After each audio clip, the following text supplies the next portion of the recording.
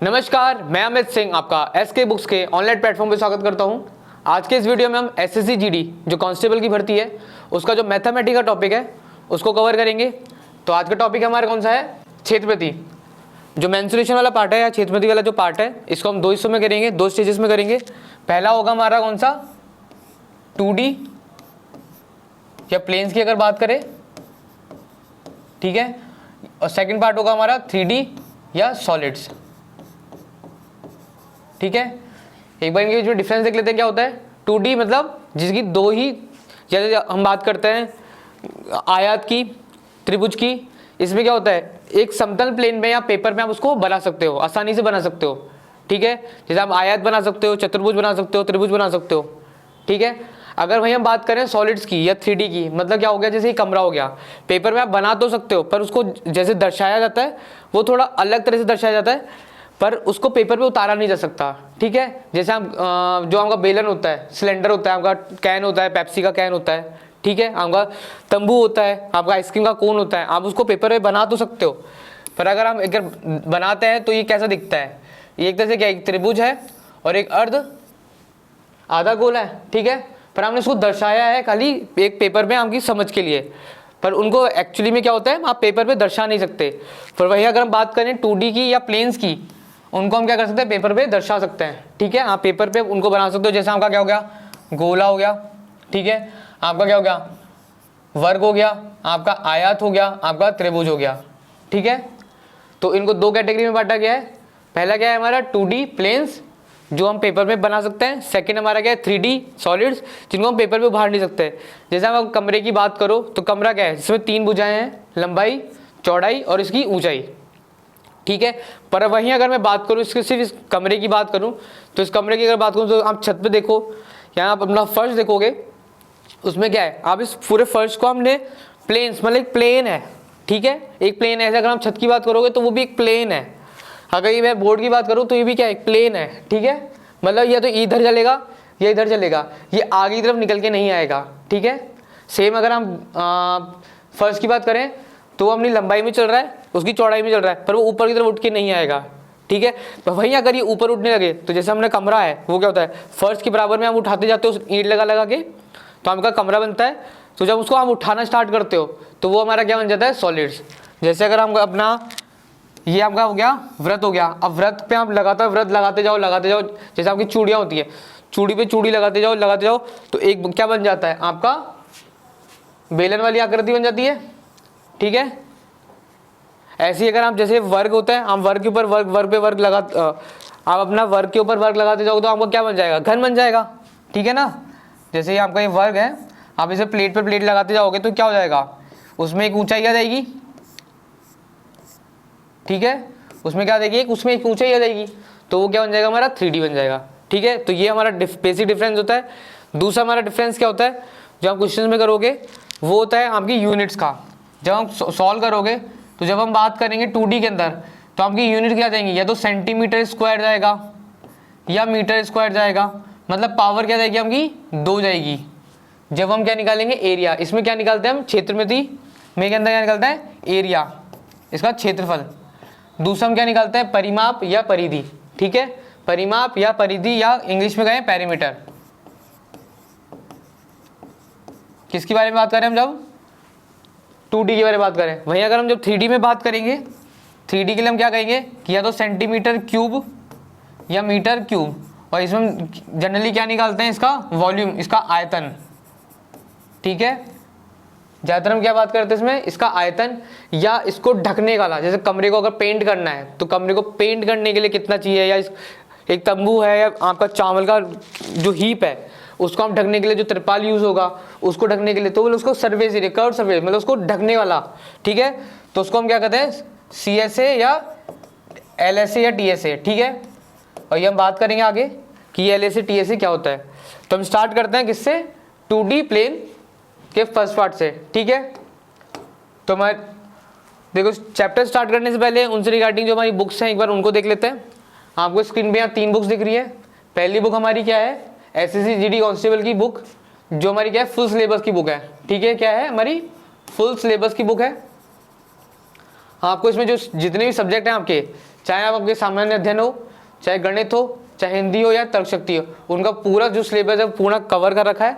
साथ में 2011 से लेकर अब तक के जितने भी क्वेश्चंस आए हुए हैं उनको चैप्टर वाइज, टॉपिक वाइज और टाइप वाइज उनका संकलन कर रखा है। साथ में उनके क्या कर रखे हैं, उनकी जो शॉर्टकट ट्रिक्स है उनको भी इसमें दर्शाया गया है। 4000 से ऊपर आपके सवाल इसके अंदर आपको बुक के अंदर मिल जाएंगे। साथ में क्या हो गया, मतलब आपका टॉपिक तो साथ में आया ही, आपकी जो टॉपिक है वो आया ही, साथ में आपको क्या हुआ, क्वेश्चन बैंक भी एक तरह से मिल गया। ठीक है, क्या मिल गया, क्वेश्चन बैंक। और सभी क्वेश्चनों की क्या दे रखी है, संपूर्ण व्याख्या दे रखी है। तो हमारी जो बुक है हमारी ऐसे जीडी कांस्टेबल की, ये हमारी इसकी है, फुल सिलेबस की बुक है। सेकंड बुक हमारी क्या है, हमारा जो सिलेबस हम कवर करेंगे तो उसके बाद हमें प्रैक्टिस चाहिए। और प्रैक्टिस हमें किस वे में चाहिए, प्रैक्टिस हमें चाहिए जैसा आपका पेपर आता है, जैसा आपका पेपर का पैटर्न आता है तो उस पैटर्न पे बनी हुई ये बुक है हमारी। ठीक है, जो हमारा क्या है, पेपर सेट है, पैटर्न का पेपर सेट है। ठीक है, जिसमें हमारे प्रीवियस ईयर के पेपर जो PYQ जो होता है हमारे, तो हमारे प्रीवियस ईयर की क्वेश्चन है उनका संकलन है। कहाँ से, कितने पेपर हैं इसके अंदर, हमारे 35 पेपर, 35 से ज़्यादा पेपर आपको इसके अंदर बुक के अंदर आपको मिल जाएंगे पेपर सेट की बुक में। ठीक है, तो ये फुल सिलेबस की बुक है, ये हमारी क्या है, पेपर सेट है। थर्ड हमारी टोटली डेडिकेटेड बुक है, सिर्फ किसके लिए, मैथमेटिक्स के लिए। जो हमारा ये सब्जेक्ट कवर कर रहे हैं हम गणित का, ये उसके लिए। इसमें आपको जो प्रारंभिक अंक गणित है वो आपको फुल सिलेबस मिल जाएगा उसका। साथ में आपको जो शॉर्टकट ट्रिक्स होंगी, क्योंकि हमको टॉपिक तो कवर किया पर जब हम क्वेश्चंस करते हो तो हमको एक ट्रिक्स चाहिए जैसे हमको टाइम कम से कम लगे, क्वेश्चन तेजी से हो। ठीक है, इसके अंदर आपका क्या है, जीडी और एमटीएस की जो लेवल के क्वेश्चंस हैं और या उनके लेवल पे आपको जो टॉपिक समझाया गया है वो इसके अंदर समझाया गया है। साथ में जीडी एमटीएस में जो 2011 से अब तक के जितने भी क्वेश्चंस आए हैं उनको चैप्टर वाइज में डाल रखा है। ठीक है, तो ये हमारी बुक से किसके लिए है, ये मैथमेटिक्स के लिए है। और ये जो बाकी दो बुक है हमारी, ये हमारी फुल सिलेबस बुक है और ये हमारी क्या है, पेपर सेट की बुक है जो हमको प्रैक्टिस के लिए मदद करिए। क्योंकि जब आप एग्जाम, अब जब आप सिलेबस करते हो तो हमको इन दी एंड क्या होता है, आपको प्रैक्टिस कैसे चाहिए कि हम टाइमर लगाओ कि आपका मान लीजिए 90 मिनट का पेपर है या आपका क्या है 60 मिनट का पेपर है। ठीक है, या 60 मिनट का पेपर है तो हम उस 60 मिनट में जो क्वेश्चन है या 90 मिनट में जो भी क्वेश्चन है आपके, चाहे वो तर्क शक्ति के हों, सामान्य अध्ययन के हों, या हिंदी के हों या गणित के हों, वो सारे क्वेश्चन आप लगा पाओ। प्रैक्टिस आपकी ऐसी ही होती है, कभी भी प्रैक्टिस ऐसे नहीं होती है आपने किताब खोली और आप क्वेश्चन करना स्टार्ट कर दिया। नहीं, प्रैक्टिस होती है पेपर सेट के हिसाब से, क्योंकि हमको इन दी एंड पेपर ही लगाना है आखिर में। जब आप एग्जाम देने जाओगे तो जिस वे में ये पेपर सेट बना है उसी वे में आपका क्या है, ये आपको प्रैक्टिस भी चाहिए होती है। साथ में आपको इस बुक के जो सॉल्यूशन है उनका क्या है, ऑनलाइन वीडियो सॉल्यूशन दे रखा है, जिससे आपको अगर मान लो जब हमको समझ में नहीं आया तो हम वीडियो का ऑनलाइन सॉल्यूशन देखोगे तो उसमें टीचर्स ने समझा रखा है कि आपको वो क्वेश्चन कैसे करना है। ठीक है, तो टॉपिक स्टार्ट करते हैं हम। तो टॉपिक का पहला हमारा क्या है, स्टार्ट करेंगे हम किससे, त्रिभुज से। त्रिभुज, अब देखो त्रिभुज एक सरल आकृति है। अब जो हम अगर बात करें सरल आकृति तो हम देखो दो रेखाओं से एक रेखा, ये हमारी रेखा हो गई, ये हमारी दूसरी रेखा हो गई। दो रेखाओं से हम कभी भी कोई आकृति नहीं बना सकते, तो तीन रेखाओं की एक सरल आकृति, सरल बंद आकृति, ये ध्यान रखना, सरल बंद आकृति, क्योंकि ये भी तीन भुजाएं हैं, इसमें तीन सरल रेखाएं हैं, पर ये क्या बंद नहीं है, तो ये कोई आकृति बना नहीं रही है। तो अगर हम जब बात करेंगे तीन सरल रेखाओं की बंद आकृति को हम क्या कहते हैं, त्रिभुज कहते हैं। क्या कहते हैं, त्रिभुज कहते हैं। ठीक है, तीन सरल रेखाओं द्वारा घिरी एक आकृति को त्रिभुज कहा जाता है। ठीक है, दूसरी बात, एक पॉइंट हो गया। दूसरा पॉइंट, त्रिभुज के, चाहे त्रिभुज किसी भी प्रकार का हो, चाहे त्रिभुज मेरा ऐसे हो, चाहे ऐसे हो, चाहे मेरा ये ऐसे हो, ठीक है, कैसा भी हो, उसके तीनों कोणों का, तीन भुजाएं हैं तो तीनों भुजाएं मिलाकर तीन कोण बना रही होंगी। ठीक है, जैसे हमारा ये बोल लेते हैं ए, ये हमारा क्या गया बी, और ये हमारा क्या गया सी। तो कोण ए, कोण बी और कोण सी, तो तीनों कोणों का योग, कोणों का मान कुछ भी हो सकता है पर तीनों कोणों का योग कितना होगा हमारा, 180 डिग्री। ठीक है, कई बार क्या वो पूछ लेता है कि वो दो कोण दे देता है और तीसरा कोण पूछ लेता है, तो हमको पता होना चाहिए कि तीनों कोणों का योग क्या होता है, 180 डिग्री होता है हमारे तीनों कोणों का योग। ठीक है, तीसरी बात, दो बात हो गई। पहली बात क्या है हमारी कि तीन रेखाओं की सरल आकृति से घिरी हुई आकृति, बंद या घिरी आकृति को हम क्या कहते हैं, त्रिभुज। दूसरा, तीनों कोणों का योग क्या होता है हमारा, 180 डिग्री। अब जो हमारे कोण, जो त्रिभुज होता है उनको हम दो तरीके से बांटते हैं। पहले बांटते हैं हम कैसे, भुजाओं के हिसाब से, कि अगर हमारी, जैसे कोणों के हिसाब से देखते हैं कि अगर हमारे जो कोण है, तीनों कोण हमारे क्या हो, 90 डिग्री से कम हो, क्या हो हमारे 90 डिग्री से कम हो, ठीक है, तो हम उसको क्या कहेंगे, एक्यूट एंगल ट्रायंगल।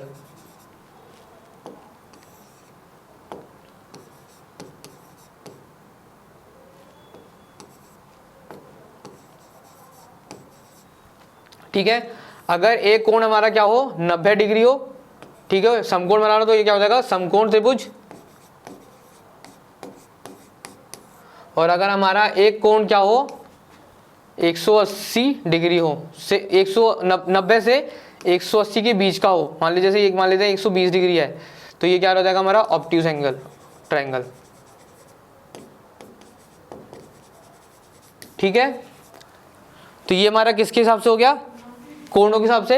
अगर जब बात करेंगे भुजाओं के हिसाब से, तो अगर हमारी तीनों भुजाएं अलग अलग हैं, ठीक है, तीनों भुजाएं अलग अलग हैं, तो ए, जैसे ये ए हो गया, ये बी हो गया, ये सी हो गया, तो ए ना तो बराबर है बी के, ना बराबर है सी के, ठीक है, तो इसको हम क्या कहेंगे, विषमबाहु त्रिभुज, विषमबाहु त्रिभुज, विषमबाहु त्रिभुज। ठीक है, अगर जब हमारी दो क्या हो, हमारी दो भुजाएं समान हो, तो ए बी और ये सी, तो जब ए किसके बराबर हो, बी के, पर सी के बराबर ना हो, तो क्या होगा, समद्विबाहुज त्रिभुज।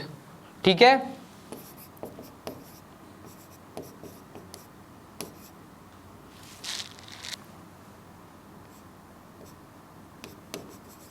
ठीक है, उसके बाद तीसरा हमारा क्या है, अगर हमारी तीनों भुजाएं क्या हो, हमारी समान हो जाए, ठीक है, तो हमारे क्या हो जाता है, ये इक्विलेटरल ट्रायंगल।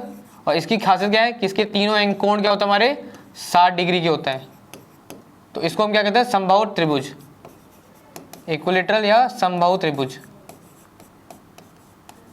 ठीक है, तो दो तरह से क्लासिफिकेशन है। पहला क्या है, हमारे कोण के हिसाब से, जब हमारे तीनों कोण क्या हो, 90 से कम हो, तो हमारा क्या होता है, एक्यूट ट्रायंगल। अगर एक कोण हमारा 90 है, बाकी की दो के लिए कुछ नहीं कह रहे, एक कोण अगर हमारा 90 है तो वो क्या हो जाता है, हमारा समकोण त्रिभुज। अगर एक कोण हमारा 90 या 180 के बीच में, 180 पूरा नहीं हो सकता, पर 180 से लेकर 90 से लेकर क्या हो, 180 के बीच में हो, तो वो हमारा क्या होता है, ऑब्ट्यूज ट्रायंगल। ठीक है, ये हमारे किस पे है, कोण के हिसाब से। जब हम बात करेंगे भुजाओं के हिसाब से, अगर तीनों भुजाएं अलग अलग हैं तो विषमबाहु, अगर दो भुजाएं समान है तो समद्विबाहु, और अगर तीनों भुजाएं समान है तो समबाहु त्रिभुज। ठीक है, तो आगे स्टार्ट करते हैं आगे। और ये हमारा जो त्रिभुज है इनका क्लासिफिकेशन हो गया। नए भारत में सरकारी नौकरियां 100% भ्रष्टाचार रहित है। विद्यार्थी अपनी योग्यता के ही माध्यम से सरकारी नौकरियां प्राप्त कर सकते हैं। छात्रों में कुछ जुनून, आपका कठोर परिश्रम ही आपको सरकारी नौकरियां प्राप्त करा सकता है, क्योंकि आप जब बाहर निकलते हो तो आपको छात्र बहुत दिख जाएंगे, साथ में आपको कोचिंग बहुत दिख जाएंगी, बस एक ही माध्यम है, वो है आपका कठोर परिश्रम, आपकी योग्यता, जो आपको सरकारी नौकरियां प्राप्त करा सकती है। ऑफलाइन कोचिंग सबसे उत्तम होगी, क्योंकि यहाँ पर आपको क्या है, एक एटमॉस्फेयर, पॉजिटिव एटमॉस्फेयर मिलता है, जो कि आपको केवल पढ़ाई भी ध्यान दिलवाता है, साथ में आपकी रोज की दिनचर्या से अलग होता है, साथ में अध्यापकों से आपका संपर्क बना रहता है, जो आपके डाउट क्लियर करने में हेल्प करता है। जब आप ऑफलाइन कोचिंग में होते हो तो आपको साथ के जो आपके आसपास के जो छात्र हैं, वो भी आपको एक कंपटीशन की एक पॉजिटिव फीलिंग देते हैं। आपको पता चलता है कि लोग कितनी तैयारी कर रहे हैं और आप कहाँ स्टैंड कर रहे हैं। ठीक है, आपकी अगर वहीं अगर हम बात करें ऑनलाइन कोचिंग की, तो ऑनलाइन कोचिंग में क्या होता है, आप अपने हिसाब से जो भी आप काम करते हो अपने हिसाब से करते हो, चाहे वो क्लासेस लेना हो, चाहे टेस्ट लेना हो, चाहे आपको पढ़ना हो। वहीं अगर हम जब आप बात करते हैं ऑफलाइन कोचिंग की, ऑफलाइन कोचिंग का क्या फ़ायदा हो जाता है, आपको आसपास एक तो छात्र दिखता है, आपको पता चलता है कौन कितना परिश्रम कर रहा है, कौन कितनी आपकी योग्यता है, कौन कहाँ पर स्टैंड कर रहा है। साथ में एक टाइम टेबल बना होता है कि रोज़ाना कौन सी क्लासेस लगेंगी, कब टेस्ट होगा, सब कुछ होगा। साथ में आपका इन जो टीचर्स हैं और आपके जो साथ के जो विद्यार्थी हैं, उनसे आपका कॉन्टैक्ट बना रहता है। वो क्या मदद करते हैं आपके, अगर पॉजिटिवली बात करें तो वो मदद करते हैं आपके डाउट्स क्लियर करने में, आपके जो टॉपिक्स हैं उनको क्लियर करने में।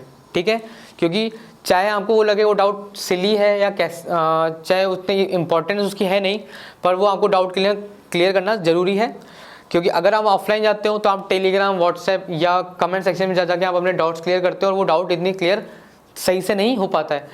अगर हम बात करें ऑफलाइन कोचिंग में तो आपका संपर्क टीचर से फेस टू फेस रहता है, तो आप अपने डाउट क्लियर कर सकते हो। अगर आप चाहे क्लास में नहीं कर पाते हो तो आप बाहर क्लास के बाद वो डाउट क्लियर कर सकते हो, पर आपके डाउट वो क्लियर हो पाते हैं।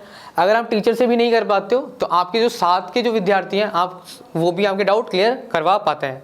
ठीक है, तो अब इस चीज़ को ध्यान को रखते हुए आपके लिए सबसे उपयुक्त क्या रहेगा कि आप एक अच्छे इंस्टीट्यूट से तैयारी करें, जिससे आपको कहीं और बाहर जाना ना पड़े।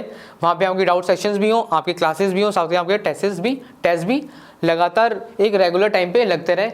टाइम टू टाइम आपका सिलेबस कंप्लीट होता रहे, कि ऐसा ना हो कि आपका तैयारी 6 महीने की और वो सिलेबस 8 महीने जा रहा हो। तो एक अगर आप अच्छे इंस्टीट्यूट से आप तैयारी कर रहे हो तो आपको टीचरों की क्वालिटी अच्छी मिलेगी, आपका जो टाइम टेबल होगा, जो शेड्यूल होगा सब्जेक्ट का वो होगा, और साथ में आपके टाइम टू टाइम आपके क्या रहेंगे, टेस्ट लगते रहेंगे। तो उसके लिए सबसे इंपॉर्टेंट क्या है कि आप एक अच्छे इंस्टीट्यूट से तैयारी करें। हमारी संस्था में हॉस्टल है जहाँ पे विद्यार्थियों को कठोर अनुशासन का पालन सेना के रिटायर्ड अधिकारियों की देखरेख में करवाया जाता है। यहाँ पे विद्यार्थियों को स्मार्टफोन रखने की अनुमति बिल्कुल नहीं होती है, क्योंकि स्मार्टफोन से आपको क्या होता है, एक डिस्ट्रैक्शन होता है। 6 से 8 महीने की अगर आप तैयारी कर रहे हो तो आप कोशिश करें कि जो सोशल मीडिया हो, इंटरनेट हो, गेम्स हो, आप उनसे बिल्कुल दूर रहें, आप उनसे कटें, क्योंकि आपको वो डिसिप्लिन, आपको वो परिश्रम, आपका जो डिस्ट्रैक्शन जितना कम से कम होगा वही आपको तैयारी में मदद करेगा। क्योंकि आपका जो टाइम होगा वही आपका इंपॉर्टेंट है, सबसे इंपॉर्टेंट है आपका जो टाइम, क्योंकि दिन में आपके पास उतना ही टाइम है वो हर विद्यार्थी के पास है। अब अपना टाइम आप कहाँ दे रहे हो वो इंपॉर्टेंट है। तो जो हम चीज़ आपके लिए कर सकते हैं वो है आपका स्मार्टफोन से आपकी दूरी। तो इसलिए हमारी कोचिंग संस्थान में आपको या हॉस्टल में हमारी स्मार्टफोन रखने की अनुमति बिल्कुल नहीं होती है। साथ में रात को प्रत्येक 40 से 50 लड़कों पर एक वार्डन उपलब्ध होता है, वो उनकी देखभाल का ध्यान रखता है, साथ में उनकी जो अनुशासन है उनका भी पालन करवाता है। पढ़ाने के लिए हम सक्षम अध्यापकों की एक टीम एसके बुक्स के लेखक श्री राम सिंह यादव के नेतृत्व में करवाई जाती है। साथ में उन्हीं के नेतृत्व में हमारी जो टीम है वो सिलेबस बनाती है, टाइम टू टाइम उनका जो टेस्ट होता है वो डेवलप होता है। हम हर विषय जो SSC GD में भर्ती के लिए महत्वपूर्ण है उसको हम विस्तार से हमारे ऑफलाइन सेंटर में पढ़ाते हैं। हम ऑफलाइन सेंटर में उन सवालों पे अधिक महत्व देते हैं जो SSC GD में भर्ती करवाने वाली जो संस्थान होती है, जो पूछ सकती है या पूछा गया है। ठीक है, आपका जो सब्जेक्ट है वो तो इस डिटेल विस्तार में आपको समझाया जाता है। साथ में जो सवाल होता है कि हर सब्जेक्ट में आपको पता होता है कि या आपको जो संस्थान पूछ सकती है उन सवालों पे भी हम अधिक महत्व देते हैं जो संस्थान पूछ सकती है या पूछा गया हो पहले पुराने एग्जामों में। रेगुलर मीडियम पे आपके टेस्ट कराए जाते हैं और टेस्ट के माध्यम पे हम आपके जो कमज़ोर विषय हैं उनकी जानकारी लेकर आपको एक्स्ट्रा भी पढ़ाई कराई जाती है, आपको एक्स्ट्रा क्लासेस भी दी जाती हैं।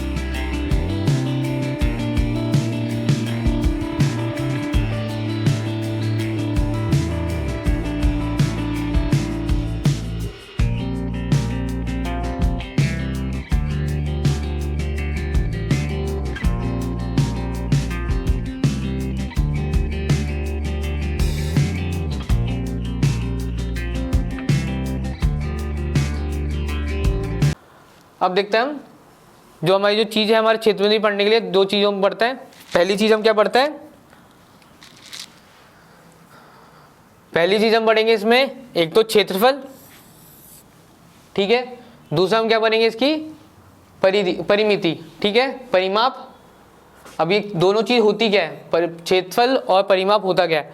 क्षेत्रफल कहता है कि जो तीनों भुजाएं हैं या चार भुजाओं की आकृति है या कोई भी आकृति है, उसने कितना एरिया, उसने कितना जो उसके बीच में जितना भी एरिया है, ये जो चीज़ है हमारी, ये है हमारा जितना भी उसने घेरा हुआ है उसको हम क्या कहते हैं, क्षेत्रफल।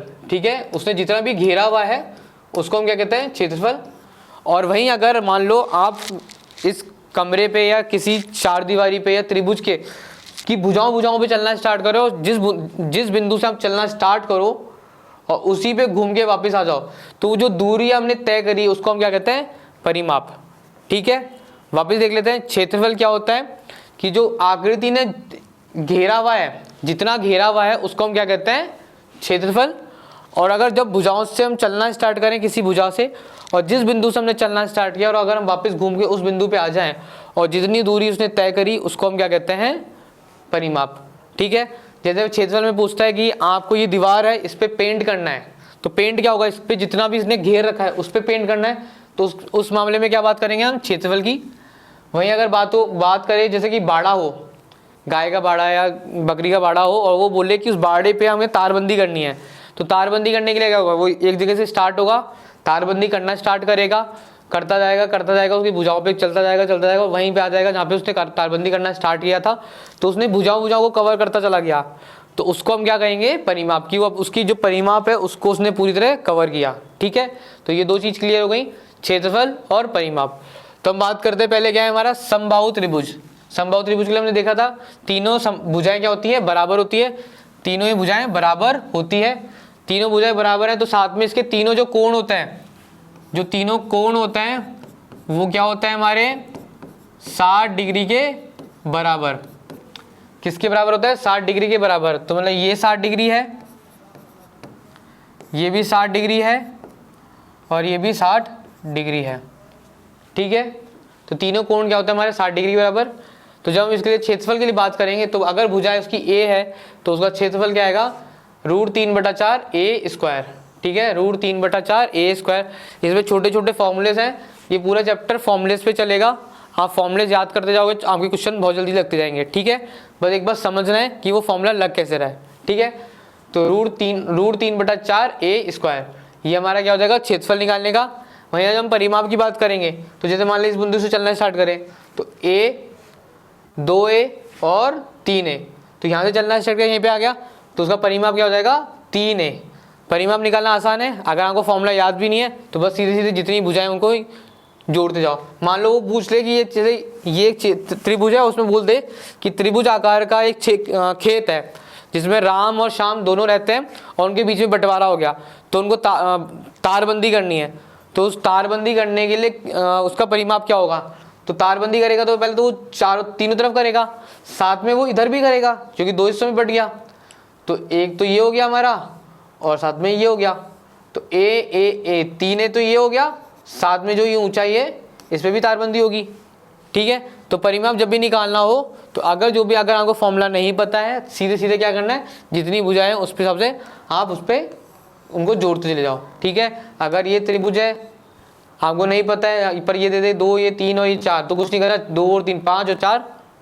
ठीक है, 2 और 3 5, 5 और 4 9। ठीक है, पर ये जो फॉर्मूला है ये इसके लिए सिर्फ समबाहु त्रिभुज के लिए। ठीक है, जब परिमाप की बात करेंगे हम किसके लिए, त्रिभुज के लिए, तो क्या हो जाएगा, अगर तीनों भुजाएं ए बी सी है तो a + b + c। ठीक है, तो हमारा परिमाप क्या हो गया, 3a और क्षेत्रफल क्या हो गया, √3/4 ए स्क्वायर। किसके लिए, समबाहु त्रिभुज के लिए। ठीक है, फिर उसके बाद क्या कह रहा है कि अगर ऊंचाई की बात कर रहा है कि ऊंचाई क्या है, मतलब ये जो ऊंचाई है, जब भी हम किसी भी भुजा पे लंब डालते हैं तो हमेशा वो कितना कोण बनाता है, 90 डिग्री का कोण बनाता है। लंब माने क्या हो गया, उस पर परपेंडिकुलर, मतलब उसने 90 डिग्री पे उसे काटा है। और लंब वो होता है जो सबसे कम दूरी होती है, तय करती है किसी बिंदु से किसी रेखा पे सबसे कम दूरी। ठीक है, ये सबसे कम दूरी होगी, क्योंकि अगर आप कहीं पे भी बढ़ाते जाओगे, जैसे मान लो यहाँ पे गिराता है तो यहाँ पे कोण बढ़ा, इसकी दूरी बढ़ गई, इसकी लंबाई बढ़ गई, और आप इसको जैसे जैसे और दूर करते जाओगे, जैसे मान लो इसको मैं और खींच दूँ रेखा, तो ये अलग हुआ, ये अलग हुआ, और इससे लंबाई बढ़ती गई। तो सबसे कम जो दूरी होगी किसी बिंदु से किसी रेखा पे, उसको लंब कहते हैं। और लंब क्या बनाता है, 90 डिग्री का कोण बनाता है।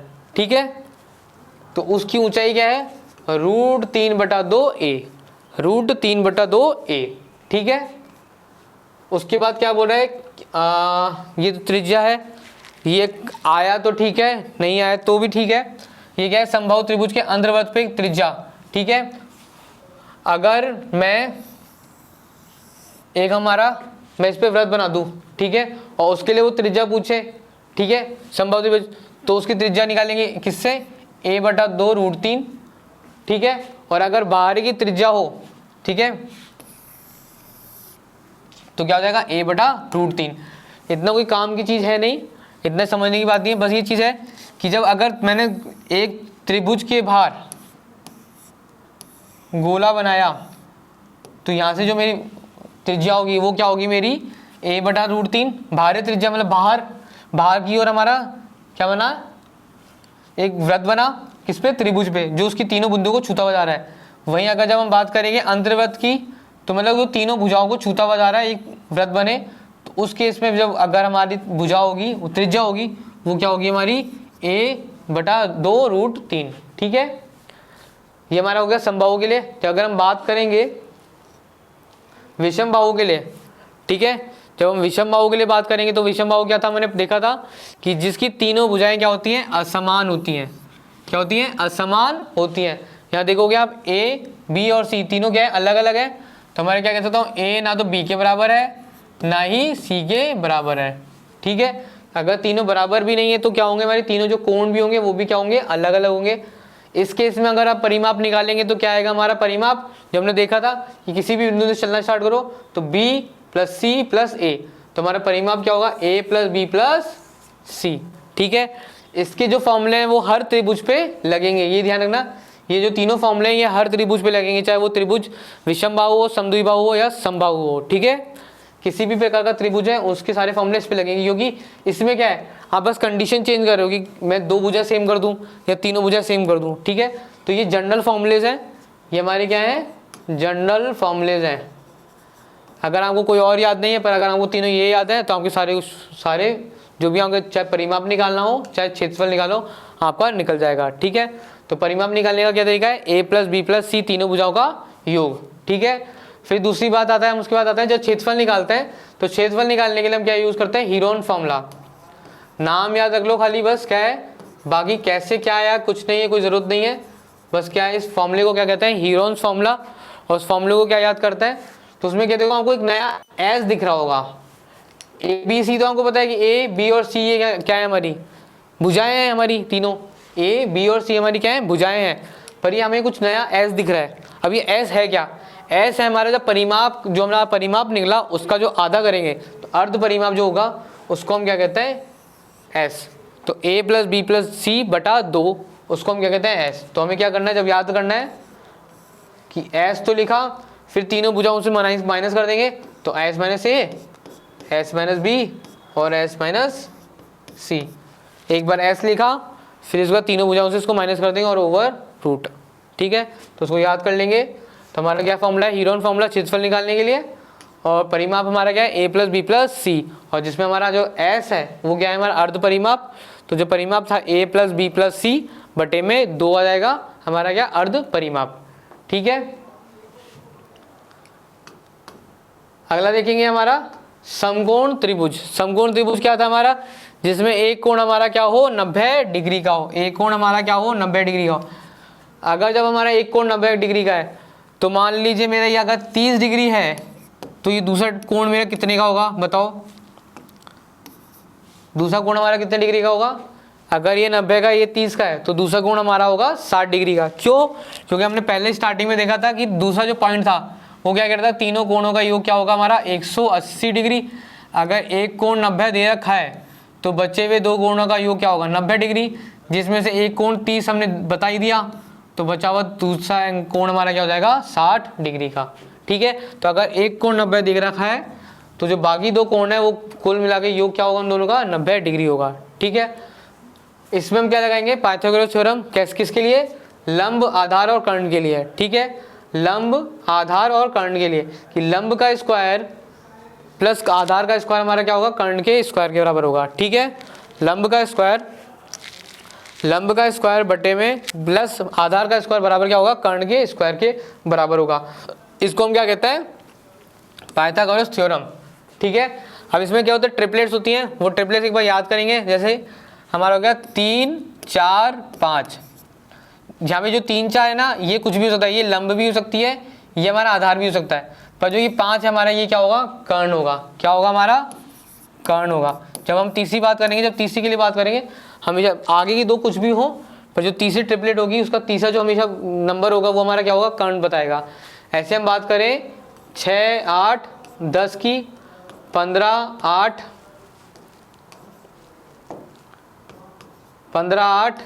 17, ठीक है, 24 7 25, ठीक है, 24 10 26, ठीक है। तो ये हमारी ट्रिपलेट्स हैं कुछ। इनसे क्या होगा, जब भी कई बार क्या होता है वो लंब और आधार दे देता है, तो हमें तीसरी भुजा अगर बतानी हो तो ये हमें लगाने की जरूरत नहीं है, आपको बस सीधे सीधे पता होगा कि 6 और 8 दे रखा है, तो सीधा सीधा क्या है, 10 आएगा। एक और आता था हमारा यहाँ पे 5 12 और 13, ठीक है, हमने बहुत जगह देखा भी होगा। ठीक है, तो आप इनको ये 5 6 ट्रिपलेट्स हैं, इनको याद कर लो, तो सीधे सीधे आपको निकालने की जरूरत नहीं पड़ेगी, आपको सीधे सीधे पता होगा कि हमारी तीसरी भुजा क्या होगी। अगर उसने 2 देगा तो तीसरी पता चल जाएगी। पर ये ध्यान रखना, जो तीसरा है वो हमारा क्या है, कर्ण है। ऐसा वो मान ले वो ये दे दे कि ये 5 है और ये 4 दे दे, तो ऐसा नहीं होगा कि ये 3 आएगा। उस केस में क्या हो जाएगा, गलत हो जाएगा। उस केस में फॉर्मूला क्या लगाएंगे, वही 25 + 16, तो ये आ जाएगा 41, तो ये आ जाएगा हमारा √41। ठीक है, ध्यान रखना है, ये जो तीसरा जो अंक है जब भी ट्रिपलेट का, वो हमारा क्या होना चाहिए, कर्ण होना चाहिए। बाकी जो दोनों कुछ भी हो सकता है, ये आधार भी हो सकता है, ये भी आधार हो सकता है। ठीक है, अगर ये आधार तो ये लंब, ये तो ये आधार। ठीक है, पर जो तीसरा है हमारा क्या होना चाहिए, कर्ण होना चाहिए। ठीक है, अगला देखेंगे क्षेत्रफल निकालने का तरीका। इसका क्षेत्रफल निकालने का तरीका सबसे आसान होता है, 1/2 लंब गुणा आधार, 1/2 लंब गुणा आधार, हाफ बेस इंटू हाइट। यही फॉर्मूला हम, जैसे अगर हम इसमें लगाना चाहें तो इसमें भी लगा सकते हैं। बस हमें क्या होना चाहिए, हमें पता होना चाहिए इस पे जो, अगर मैं इस पे क्या डाल दूं, लंब डाल दूं, तो ये ऐसा जाएगा। तो इस केस में मेरा क्षेत्रफल क्या जाएगा, 1/2, लंब क्या है मेरा h, आधार क्या है, किस पे डला है मेरा, b पे डला है, तो ये हो जाएगा। ठीक है, अगर वही मैं अगर इससे डालूं इस पे, ठीक है, तो ये मान लीजिए मेरा x है, तो ये क्या जाएगा, 1/2 x किस पे डला है, c पे। ठीक है, अगर मैं यहाँ से डालूं इस पे, ठीक है, तो ये मान लेते हैं मेरा z आ रहा है, तो 1/2 z किस पे डला है, a पे। ठीक है, ये ध्यान रखना, आधार वही जिस पे लंब गिरा है। ठीक है, आधार वही जिस पे लंब गिरा हुआ है। ठीक है, अगर जैसे हम पहले में देखें, किसमें, समबाहु त्रिभुज के लिए देखें, तो इसमें फॉर्मूला लगाते हैं वो वाला 1/2। ठीक है, इसका लंब कितना है, लंब की हमें ऊंचाई दे रखी है हमें a√3/2 और उसका आधार क्या दे रखा है, a, तो ये क्या बन रहा है, √3 a²/4, और यही हमारा क्या है, क्षेत्रफल है। तो वो जो हमारा फॉर्मूला है वो यहाँ पे भी लग रहा है। ठीक है, तो हमको फॉर्मूला लगाने का पता होना चाहिए कि फॉर्मूला लगाते कैसे हैं। ठीक है, आपको मान लीजिए उसने भुजाएं दे रखी है और आपको क्षेत्रफल निकालना है, तो अगर हमको ये फॉर्मूला याद है तो ये ठीक, अगर आपको ऊंचाई पता है और आप निकाल सकते हो तो यहाँ से भी निकल जाएगा। ठीक है, तो आपके जो फॉर्मूलेस हैं आपको बस वो पता होना चाहिए, वो लगाना कैसे है, लंब आधार का पता होना चाहिए, लंब और आधार होना क्या चाहिए। ठीक है, क्योंकि कन्फ्यूजन वहीं आता है। अब जैसे यहाँ था कि 4 और 5, मैंने याद तो करा दिया आपको कि 3 4 5 एक ट्रिपलेट होती है, पर आपको 3 4 5 में 3 4 और 5 होता क्या है वो पता होना चाहिए कि ये दोनों हमारे क्या होना चाहिए, लंब या आधार होना चाहिए। ये हमेशा क्या होंगे, हमारे कर्ण होगा। ठीक है, ये हमारा क्या होगा, कर्ण होगा। अगर ये कर्ण नहीं दे रखा है तो उस केस में चेंज हो जाएगा और फिर हमें क्या लगाना पड़ेगा, ये वाला फॉर्मूला, कौन सा, पाइथागोरस थ्योरम। ठीक है, और जब हमारा क्षेत्रफल निकालने का तरीका, 3 फॉर्मूले आ गए। एक हमारे समबाहु त्रिभुज के लिए है, वो क्या है, 3/2 4 a²। ठीक है, दूसरा हमारा क्या है, हीरोन फॉर्मूला, रिपीट करेंगे, s - a s - b और s - c। ठीक है, ये भी हर जगह सेटिस्फाई करेगा। दूसरा हमारा क्या है, 1/2 l × b, लंब गुणा आधार। ठीक है, b × h l × b। ठीक है, ये चीज क्लियर है। तो अगर हमें उसकी ऊंचाई दे रखी है, base into height, base into height. तो अगर हमें मेरे को हाइट दे रखी है और बेस दे रखा है तो मैं किसी भी त्रिभुज के लिए निकाल सकता हूँ। अगर मुझे कुछ नहीं दे रखा, उससे भुजाएं दे रखी है तो मैं ये निकालूंगा। और अगर मुझे कोण मेरे को त्रिभुज बता रखा है कि वो त्रिभुज क्या है, मेरा समबाहु त्रिभुज है, तो मैं क्या लगाऊंगा, ये वाला फॉर्मूला लगाऊंगा। ठीक है, ये चीज़ क्लियर हो गई। अगर मैं इसके लिए बात करूं कि इसके लिए मेरा परिमाप क्या होगा, अगेन परिमाप क्या हो जाएगा, लंब प्लस आधार प्लस कर्ण। ठीक है, भुजाएं नाम कुछ भी दे दो, परिमाप जब निकालेंगे बस क्या करना है, तीनों भुजाओं का योग। तो लंब प्लस आधार प्लस कर्ण। ठीक है, आगे चलेंगे।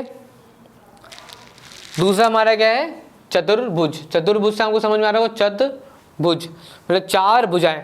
तो ऐसी आकृति जिसकी चार भुजाएं हो, बंद आकृति, ये ध्यान रखना। अगेन क्या है हमारी, बंद आकृति, हमेशा घिरी हुई आकृति, जैसे ये बंद आकृति है तो इस आकृति को हम क्या कहेंगे, चतुर्भुज, जिसकी चार भुजाएं होती हैं। ठीक है, और चारों भुजाओं का योग, चतुर्भुज के चारों कोणों का योग क्या होता है, 360 डिग्री। 360 डिग्री। ठीक है, त्रिभुज के केस में क्या था हमारा, जब हम त्रिभुज पढ़ रहे थे तो 180, तो अगर हम जब बात करेंगे किसके लिए, चतुर्भुज के लिए, तो उसमें क्या हो जाएगा हमारा 360 डिग्री। इसके लिए हम जब क्षेत्रफल निकालेंगे तो क्या कह रहा है कि क्षेत्रफल बोल रहा है कि 1/2 विकर्ण गुणा विकर्णों पे डाले गए लंबों का योग। ठीक है, एक बार के लिए देखो मैं इसको छुपा लेता हूँ, नीचे वाले को छुपा लेता हूँ। ठीक है, तो ये क्या है हमारा, मेरा एक त्रिभुज है, ऊपर वाला क्या है, त्रिभुज। तो त्रिभुज के लिए मैंने देखा था, हमने क्या फॉर्मूला पढ़ा था, लंब गुणा आधार बटे में 2।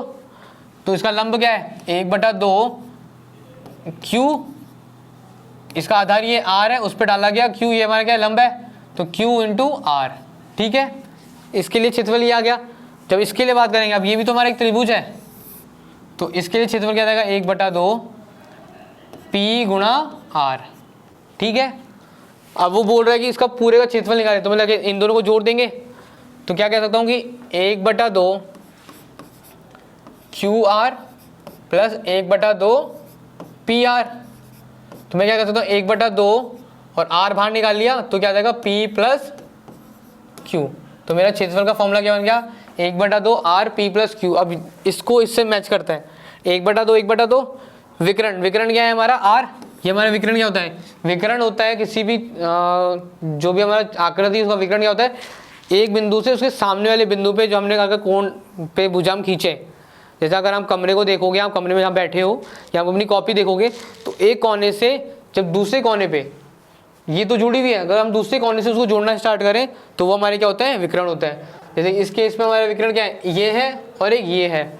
ठीक है, तो जब हम चतुर्भुज की बात करते हैं तो 2 विकर्ण होता है, ये बड़ा विकर्ण है, ये छोटा विकर्ण है। ठीक है, तो जब हम मेन विकर्ण की बात करते हैं, जो विकर्ण जब जैसे बोलेंगे तो हम क्या कहेंगे, जो लंबा वाला विकर्ण होता है वो, तो इस केस में उसको क्या कह रहे हैं, आर कह रहे हैं, गुणा विकर्णों पे डाले गए लंबों का योग। अब इनमें लंब क्या डाले गए, एक पे क्यू डाला है, एक पे आर डाला है, तो P प्लस क्यू। ठीक है, तो हमारा फॉर्मूला क्या हो गया, 1/2 R P प्लस क्यू, या सीधे सीधे कहें 1/2 विकर्ण गुणा विकर्णों पे डाले गए लंबों का योग। ठीक है, तो चतुर्भुज के केस में क्षेत्रफल क्या होगा हमारा, 1/2 विकर्ण गुणा विकर्णों पे डाले गए लंबों का योग।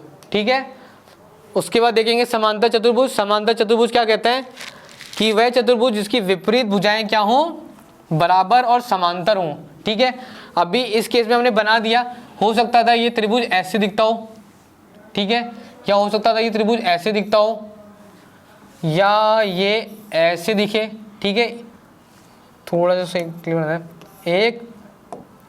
1 2 3 और ये 4। ठीक है, कैसे दिख सकता है, बट अगर हम वही बात करें समांतर, मतलब समांतर कि 2 भुजाएं हमारी क्या हो, समान हो, और साथ में विपरीत भुजाएं क्या हो, समान हो और समांतर हो, मतलब कभी आगे जाके मिले नहीं, उनको मैं खींचता जाऊं तो कहीं जाके वो मिलेंगी नहीं। ठीक है, तो उसको क्या कहते हैं हम, समांतर क्या होता है, चतुर्भुज। ठीक है, और उसके लिए हमारे क्या कहेंगे, फॉर्मूला जब निकालेंगे क्षेत्रफल के लिए, तो क्षेत्रफल का फॉर्मूला है आधार गुणा ऊंचाई। तो आधार क्या होगा इसके में, ये आधार है हमारा, तो ये हो जाएगा हमारा आधार क्या है हमारा, ये A, और ऊंचाई क्या है हमारी H। ठीक है, तो H हमारा क्या होगा इसका क्षेत्रफल, कि जिस लंब किस पे डाला गया, आधार पे, तो आधार हमारा A है, उस पर लंब क्या डाला गया, H। ठीक है, ये चीज़ क्लियर है। तो हमने जब त्रिभुज के लिए बात करें तो उसमें बस क्या था, यहाँ पे 1/2 लगाया था, यहाँ पे बस 1/2 लगाना नहीं है, क्योंकि देखो मैं अगर इसको ऐसे डालूँ तो ये मेरा त्रिभुज बन गया, ठीक है, ये मेरा त्रिभुज बन गया। तो इसके लिए हम क्या पढ़ा था हमने कि 1/2 ये आधार हो गया, ये h, ठीक है। अगर हम वही बात करें ये a है तो ये भी a है हमारी, ये अगर h है तो ये भी बना है क्या है, h है, ठीक है। तो क्या हो रहा है, जितना क्षेत्रफल इसका आ रहा है उसका दुगना अगर कर देंगे, ये भी तो जितना अगर ये है उतना ही ये है, तो अगर इस पूरे का करेंगे तो क्या होगा, जो इसका क्षेत्रफल आ रहा है उसका दुगना करेंगे, तो 1/2 पे गुणा 2 करेंगे तो क्या जाएगा HA। तो हमारा वही हमारा फॉर्मूला क्या है, आधार गुणा ऊंचाई, ठीक है। ये चीज़ समझ में आई कि जब चतुर्भुज की हम त्रिभुज की बात करें तो उसमें क्या फॉर्मूला था, 1/2 आधार गुणा ऊंचाई। जब हम समांतर चतुर्भुज की बात कर रहे हैं तो उस केस में क्या आ जाएगा हमारा A गुणा H, ठीक है, आधार गुणा ऊंचाई। आगे बढ़ेंगे, अगला क्या है, समचतुर्भुज, ठीक है। समचतुर्भुज क्या होता है हमारा, समांतर चतुर्भुज में क्या होता है कि विपरीत भुजाएं क्या होती है हमारी, बराबर और समांतर। इसमें क्या होता है कि जो चारों भुजाएं होती हैं वो क्या होती है हमारी, समान होती हैं, ठीक है। साथ में जो विकर्ण होते हैं वो एक दूसरे को किस पे काटते हैं, 90 डिग्री पे काटते हैं, ठीक है। समचतुर्भुज में ये ध्यान रखेंगे, इसमें जो विकर्ण होते हैं एक दूसरे को 90 डिग्री पे काटते हैं। तो जब भी हम इसको, हमने किताबों में थोड़ा ऐसे देखा होगा, इसको हम क्या कहते हैं, रोम्बस कहते हैं या डायमंड कह लो, ठीक है। हमने किताबों में इसको ऐसे देखा होगा, पर जब हम इसकी जो कैलकुलेशन करेंगे, जब भी हम करेंगे तो इसको आसान होगा बनाना, किसमें, इसको आसान होगा बनाओ कि आप ऐसे बनाओ। इसको बस हमने क्या करा, इसको ऐसे खड़ा कर दिया है, जैसे पतंग होती है ना, कि हमको जो पतंग होती है हमने पतंग बनाई। अब इससे फ़ायदा क्या होता है इसको ऐसे बनाने से, क्योंकि इसमें अब 90 डिग्री थोड़ा समझ पाना, सोच पाना थोड़ा मुश्किल होता है और कैलकुलेशन करना भी आसान नहीं होता। वहीं जब अगर हम बात करें, जब हमने इसको खड़ा कर देता है, ठीक है, जैसे हमने यहाँ पे खड़ा कर रखा है, तो सारी भुजाएं तो क्या हो गई, समान हो गई, ठीक है। साथ में दोनों विकर्ण क्या होते हैं, एक दूसरे को क्या काट रहे हैं, 90 डिग्री पे काट रहा है, ठीक है। तो ये 90 है तो ये भी 90 है, तो चारों क्या हो गए, 90 डिग्री पे हो गए। अब इससे फ़ायदा क्या होता है, इसको ऐसे बनाने का फ़ायदा क्या है, अब वो कई बार क्या होता है, अब देखो आप इसको ना पूरे को छोड़ दो, आप इतने को देखो खाली, ये क्या है हमारा समकोण त्रिभुज। और समकोण त्रिभुज के जो फॉर्मूलेस थे वो सबसे आसान थे कि अगर हमको दो, हमें क्या दे रखा हूँ, विकर्ण दे रखे हों, तो ये क्या है, अगर ये पूरा D है, ये विकर्ण की D है, तो ये क्या हो जाएगी, सी D2 बाई उसका ये आधा, ये क्या होगा D1 की आधी, ठीक है। तो दोनों भुजाएं आ गई, दोनों विकर्णों से हमें क्या हो गया, इस त्रिभुज की क्या हो गई, भुजाएं आ गई। तो हम इससे क्या लगा सकते हैं, तीसरी भुजा निकालने के लिए या उसकी जो सम चतुर्भुज की भुजा निकालना हो तो हम क्या निकाल सकते हैं, इसमें पाइथागोरस थ्योरम लगाएंगे, ठीक है। ये क्या हो गया, हमारा समकोण त्रिभुज बन गया। तो हम इसमें क्या लगाते हैं, इसमें क्या लगा देंगे हम, पाइथागोरस थ्योरम। जिससे अगर मान लो हमें ये दे रखा है D1/2 और ये D2/2, तो हम ये क्या निकाल सकते हैं, इसकी भुजा निकाल सकते हैं। दूसरी बात, इसका क्षेत्रफल निकालना कितना आसान है।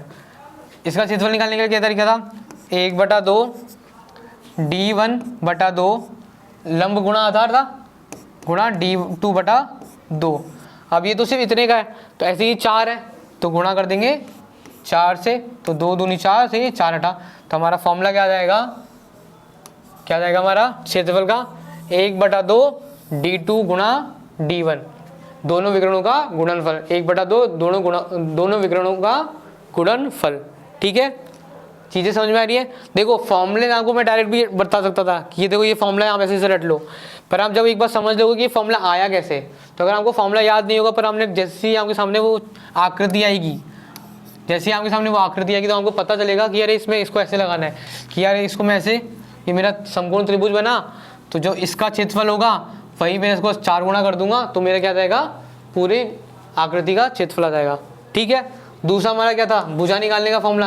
ये क्या किया है, अगर इसको थोड़ा सा मैं खोलूँ, दूर तक स्क्वायर कर दूं, क्या आ जाएगा, भुजा का स्क्वायर बराबर D1/2 का स्क्वायर प्लस D2/2 का स्क्वायर। तो क्या लिखा है, लंब का स्क्वायर प्लस आधार का स्क्वायर बराबर कर्ण का स्क्वायर। क्या लगा दिया हमने यहाँ पे, पाइथागोरस थ्योरम इसके लिए, ठीक है। तो अगर हमें मुझे क्या दे रखा हो, दोनों विकर्ण दे रखी हो और समचतुर्भुज पूछा गया हो, तो मैं क्या लगा सकता हूँ उसमें, पाइथागोरस थ्योरम, जिससे मेरा क्या निकल जाएगा, भुजा निकल जाएगी, ठीक है। तो हमेशा जब भी समचतुर्भुज हो, या मैं कह लूँ इसको रोम्बस, ठीक है, तो अगर हम रोम्बस दे रखा हो तो उस केस में हमेशा डायग्राम ऐसे ना बना के, ठीक है, आप बनाओ ऐसे, पर ऐसे ना बना के अगर आप ऐसे बनाओगे तो आपकी कैलकुलेशन बहुत फास्ट हो जाती है। ठीक है, कैसे, जैसे मान लो वो बोल दे कि जैसे यहाँ पे मैं बोल देता हूँ, इसने ये बोल दिया कि जो हमारा एक विकर्ण है वो हमारा कितना है 48 है, ये हमारी क्या है 48 है, ठीक है, और ये विकर्ण हमारा क्या है 14 का, ये 48 है ये 14, तो ये कितना हो जाएगा, ये जाएगी 24, ये 14 है तो ये कितना हो जाएगी 7, तो 24 7 हमने पढ़ा था ये, अभी ट्रिपलेट देखी थी, तो 24 7 25, तो ये हमारी क्या हो जाएगी 25, तो डायरेक्ट ट्रिपलेट से हमारा क्या निकल गया, बुझा गई। ठीक है, तो ये आसान हो जाता है हमको। अब ये चीज़ वही, इसी चीज़ में समझना थोड़ा मुश्किल हो जाता है, पर जैसे अगर हमने इसको आकृति को थोड़ा घुमा दिया, है तो वही क्या हमारा समचतुर्भुज, बस वो हमने थोड़ा सा घुमा दिया अपनी सहूलियत के लिए, क्योंकि देखो आपको क्वेश्चंस करने हैं, कुछ भी करना है, कुछ चीज़ें समझना है, तो हम अपनी सहूलियत के हिसाब से उस चीज़ों को बदल सकते हैं, अनटिल अनलेस, जब तक कि उससे चीज़ें फ़र्क नहीं पड़ रही हो। इससे कोई फ़र्क नहीं पड़ रहा है, इस आकृति को मैं इधर साइड से देखूंगा तो मुझे वो वही दिखेगा, ठीक है, पर अगर मैं वही सामने से देखूंगा तो मेरे को समझना थोड़ा इसको आसान हो जाएगा। क्लियर है? अगला देखेंगे क्या है, समलंब चतुर्भुज। समलंब चतुर्भुज, इसमें क्या होता है कि विपरीत भुजाएं क्या होती हैं, समांतर होती हैं। ठीक है, सिर्फ इसमें विपरीत भुजाएं समांतर होती है, ये और ये हमारी क्या है समांतर है, ये और ये हमारी क्या होती है समांतर होती है। तो इस केस में हमारा क्षेत्रफल क्या हो जाएगा 1/2 समांतर भुजाओं का योग, तो यह कह सकता हूँ मैं 1/2 a + b गुणा क्या हो जाएगी उनकी ऊंचाई। ठीक है, तो हमारा जैसे हमें त्रिभुज के लिए जाते हैं 1/2 a × b, ठीक है, लंब गुणा आधार b × h, b × h, यहाँ पे बस क्या करा, b की जगह क्या कर दिया, जो सामने वाली भुजाएं उनका क्या हो गया योग आ गया। ठीक है, तो इसका क्षेत्रफल क्या होगा जब हम समलंब चतुर्भुज की बात करेंगे, इसको क्या कहते हैं हम ट्रेपेजियम, क्या कहते हैं ट्रेपेजियम। इसको ऐसे देख के कई बार आपको ना वो ऐसे भी दे देता है, तो आप कंफ्यूज ना कर जाओ कि अगर ये a है ये b है और ये क्या हो जाता है हमारा h, तो ये और ये एक ही चीज़ है। ठीक है, चीज़ें क्या है उसने बस बोला क्या है, आप वो चीज़ याद रखो कि विपरीत भुजाओं का एक जोड़ा समांतर होता है, विपरीत भुजाओं का एक जोड़ा क्या होता है समांतर होता है, बाकी भुजाएं हमारी कैसे चल रही हैं उससे मतलब नहीं है। ठीक है, तो ये भी हमारा समलंब है, ये भी हमारा समलंब है, तो दोनों में हमारा फॉर्मूला क्या लगेगा 1/2 a + b गुणा h। ठीक है, अब हमने बात तो करी, हमने सबके लिए क्या कर लिया, हमने क्षेत्रफल की बात कर ली, पर किसी में हमने परिमाप की बात नहीं करी, ना हमने यहाँ करी है, ना हमने यहाँ करी है, ना हमने यहाँ करी है। क्यों? क्योंकि परिमाप मैंने बताया था, परिमाप क्या होता है, कुछ नहीं, आकृति कैसे घुमा रखी है, कोई फॉर्मूला नहीं है, क्या करना है, अगर इसके लिए परिमाप निकालना है तो क्या होगा a + b + a + b, तो 2a + 2b। ठीक है, अगर हमें बात करूं इसके लिए बात करूं तो क्या होगा a, तो इसके लिए क्या हो जाएगा परिमाप 4a। ठीक है, क्या हो जाएगा 4a। क्या बताता है परिमाप कि आप किसी बिंदु से चलना स्टार्ट करो और उसी बिंदु पे वापस आ जाओ, तो जितनी आपने दूरी तय करी है वो आपका क्या हो जाएगा परिमाप, तो a + a 2a + 3a + 4a। ठीक है, तो इसके लिए परिमाप क्या हो जाएगा 4a।